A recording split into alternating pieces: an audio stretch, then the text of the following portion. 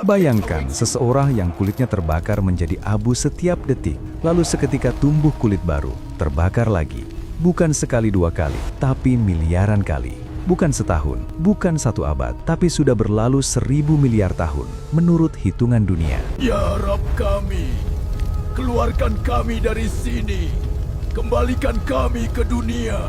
Di lubang terdalam neraka jahanam, di dalam sebuah peti besi berapi, terbaring seorang makhluk yang tersiksa. Wajahnya sudah cacat, matanya melotot keluar. Seluruh tubuhnya dipenuhi ulat-ulat api yang bergerak-gerak.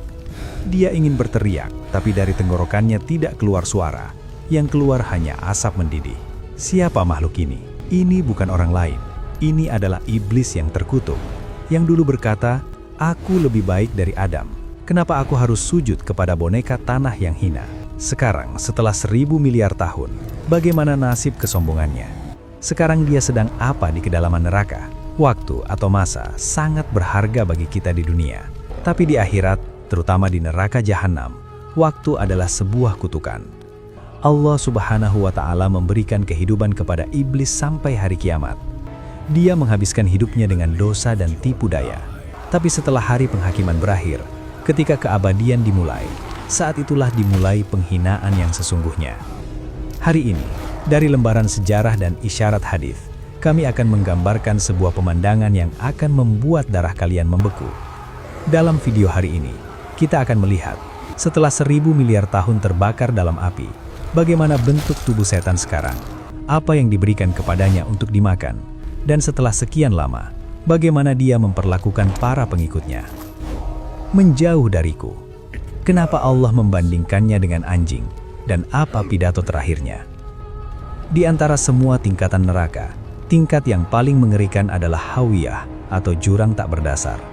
Tempat yang begitu panas, sampai api dunia akan terasa seperti es di hadapannya. Para mufasir mengatakan, hukuman iblis adalah yang paling berat, karena dia adalah akar dari semua dosa. Selama 1000 miliar tahun, dia mengalami hukuman khusus. Dalam beberapa riwayat, disebutkan bahwa di dasar neraka, ada sebuah peti besar atau peti mati yang terbuat dari ati. Iblis dimasukkan ke dalam peti itu dan dikunci. Tahu kenapa? Karena di dunia, dia sombong dengan pasukan setannya. Sekarang dia sendirian. Selama ribuan tahun, dia hanya melihat kegelapan. Suara nafasnya bergema dan kembali, membuat dia semakin gila. Peti itu lebih berat dari lubang hitam manapun di alam semesta. Seolah-olah miliaran gunung ditekan di dadanya. Dia ingin bernafas tapi tidak ada udara. Yang ada hanya asap api beracun. Di dalam peti itu, dia tidak diberi ruang untuk bergerak. Dia ingin berbalik ke kanan, tapi dinding kanannya adalah api. Dia ingin berbalik ke kiri, dinding kirinya penuh duri. Kadang-kadang dia bergumam, "Air, setetes air." Tapi bukannya air. Dari langit-langit peti itu menetes tembaga cair, yang masuk dari ubun-ubunnya dan keluar dari telapak kakinya. Dengan panasnya tembaga cair itu, otaknya mendidih seperti air di panci di atas kompor. Karena siksaan yang luar biasa, dia ingin pingsan, tapi tidak ada kesempatan untuk pingsan. Selama 1000 miliar tahun, hukuman yang sama, tidak ada jeda, tidak tidur. Penghuni neraka lainnya setidaknya bisa saling melihat, tapi iblis ditempatkan dalam kesendirian total. Kesendirian ini sudah cukup untuk menghancurkan kesombongannya. Tidak ada skala atau termometer di alam semesta yang bisa mengukur kedalaman siksaan iblis. Tapi untuk sedikit memahami kengerian ini, kita harus melihat hukuman yang paling ringan di neraka. Dalam hadis sahih disebutkan, orang yang hukumannya paling ringan di neraka hanya akan diberi 2 sandal yang terbuat dari api. Hanya 2 sandal. Tapi panas sandal itu bukan panas api biasa. Segera setelah sandal itu dikenakan, dari telapak kakinya, panas seperti sengatan listrik yang luar biasa akan langsung menyerang otaknya. Seperti air mendidih di atas kompor, atau seperti nasi yang mendidih dan meluap, begitulah otaknya akan mendidih di dalam tengkorak. Karena siksaan yang dahsyat, otaknya akan meleleh dan keluar seperti aliran lava dari hidung dan telinganya. Orang itu akan berteriak, "Demi Allah, tidak ada yang menjabat hukuman lebih berat dari ini." Padahal dia tidak tahu, itu adalah level 1 atau tingkat terendah neraka. Sekarang kuatkan hati kalian dan pikirkan tentang iblis. orang yang memakai sandal api itu jauh dari sumber api neraka. Tapi iblis ada di jantung api itu, tepat di intinya. Sains mengatakan suhu di pusat matahari jutaan kali lebih panas daripada permukaannya. Sama seperti itu, jika hukuman penghuni neraka biasa adalah sentuhan lilin, maka hukuman iblis adalah tenggelam dalam lava gunung berapi yang hidup.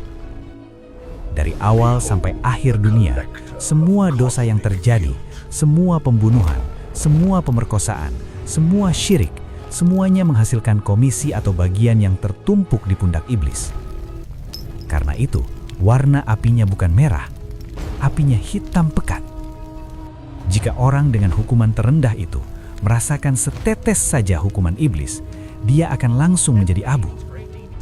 Iblis setiap nanodetik menanggung pembakaran yang tidak mungkin diciptakan, bahkan jika semua bom atom di dunia meledak bersamaan. Jika tangisannya terdengar sekali saja oleh manusia di dunia, semua jantung manusia di bumi akan berhenti selamanya karena takut dan ngeri. Dalam hadis disebutkan, tubuh orang kafir di neraka akan diperbesar agar mereka bisa merasakan api lebih banyak. Tubuh iblis sebesar gunung. Setelah terbakar selama 100.000 miliar tahun, wajahnya sekarang tidak bisa dikenali lagi. Dulu dia adalah guru para malaikat, penampilannya cerah. Sekarang dia hitam seperti arang yang buruk rupa. Dari tubuhnya keluar bau busuk yang jika sampai ke dunia, semua makhluk di bumi akan mati karena bau itu. Bulu matanya sudah terbakar sejak lama. Sekarang dari rongga matanya, lava api mengalir yang melelehkan daging pipinya. Dia ingin menutupi wajahnya dengan tangan, tapi tangannya kaku, seperti arang. Dia lapar. Setelah miliaran tahun tidak makan, perutnya terbakar. Dia berteriak karena kelaparan. Lalu malaikat menyeretnya ke bawah pohon zakum. Iblis dipaksa mengunyah buah berduri itu. Iblis yang di dunia menggoda manusia dengan makanan haram, minuman keras, dan riba. Sekarang durinya tersangkut di tenggorokannya. Duri-duri itu merobek tenggorokannya dari dalam. Duri-duri itu masuk ke perut dan terbakar seperti bola api. Rasanya seperti ribuan ular berbisa menggigit di dalam perut. Dia tidak bisa menelan, tapi juga tidak bisa meludah. Dia berteriak, "Air, beri aku air, hatiku pecah." Lalu dia diberi hamim, air mendidih yang bergolak. Saat air itu didekatkan ke mulutnya, daging mulutnya langsung terkelupas. Tapi karena dahaga yang luar biasa, dia meminum air api itu. Dan segera setelah minum, usus-ususnya meleleh dan keluar melalui dubur. Dia menatap usus-ususnya yang meleleh. Dia ingin memasukkannya kembali ke perut, tapi tidak bisa. Pemandangan yang mengerikan. Pikirkan, setelah perut meleleh dan keluar, Allah membuatnya sehat kembali. Kenapa? Agar siksaan bisa dimulai lagi dari awal. Pemandangan kulit yang menyatu kembali bahkan lebih mengerikan. Setelah sembuh, dia tidak merasa lega sedetik pun. Malah dia semakin ketakutan. Karena dia tahu, sekarang siksaan akan dimulai lagi. Begitulah berlalu 1000 miliar tahun. Tapi pemandangan paling menyedihkan terjadi ketika di puncak siksaan, iblis mencoba berbicara langsung dengan Tuhannya. Dalam surah Al-Mu'minun, Allah menyebutkan permohonan terakhir penghuni neraka ini. Setelah 1000 miliar tahun, setelah semua kesombongan hancur menjadi debu, iblis dan para pengikutnya menatap langit untuk terakhir kalinya. Iblis ingat, miliaran tahun yang lalu dia menyembah Allah ini. Dia berpikir, mungkin Allah yang Maha Penyayang akan meliriknya sekali. Dengan suara seraknya yang cacat, dia berteriak dengan tangisan yang memilukan. Rabbana akhrijna minha. Ya Allah, dengarkan aku. Aku tahu aku berdosa, tapi di mana rahmat-Mu? Bebaskan aku. Ya Rabb kami, keluarkan kami dari sini. Kembalikan kami ke dunia. Kami tidak akan berbuat dosa lagi. Kami akan berbuat baik. Jika kami berbuat dosa lagi, maka kamilah yang zalim." Seluruh neraka menjadi sunyi. Semua menunggu jawaban. Iblis berpikir ibadahnya yang lama mungkin akan berguna hari ini. Tapi tidak. Pemilik alam semesta, Allah yang Maha Agung, lalu memberikan hardikan yang lebih menyakitkan dari api neraka. Allah berfirman dengan suara keras seperti guntur, "Ikhsa'u fiha wala tukallimun." Diam, seperti anjing yang hina tergeletak, begitulah kalian tergeletak di neraka, dan jangan pernah lagi berbicara denganku. La tukallimun, jangan berbicara denganku lagi.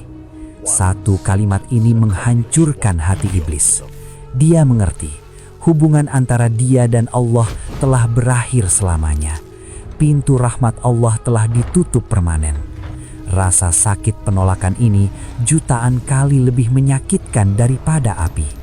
Sejak saat itu, iblis tidak akan pernah berani menatap langit lagi.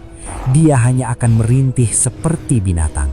Kadang-kadang Allah mengeluarkannya dari peti dan membawanya ke hadapan penghuni neraka biasa. Ini bagian lain dari hukumannya, penghinaan. Ketika penghuni neraka, Fir'aun, Namrud, Abu Lahab dan manusia berdosa di dunia melihat iblis, mereka menjadi seperti orang gila. "Ini semua karena kamu, iblis!" Tiba-tiba, seseorang dari kerumunan berteriak, "Itu dia, setan yang karena tipuannya aku ada di sini hari ini. Tangkap dia, robek dia." Orang-orang yang di dunia menganggapnya sebagai bos atau pemimpin, hari ini mereka merobeknya seperti anjing. Setelah 1000 miliar tahun, dia tidak punya teman, tidak punya sahabat. Dia benar-benar sendirian.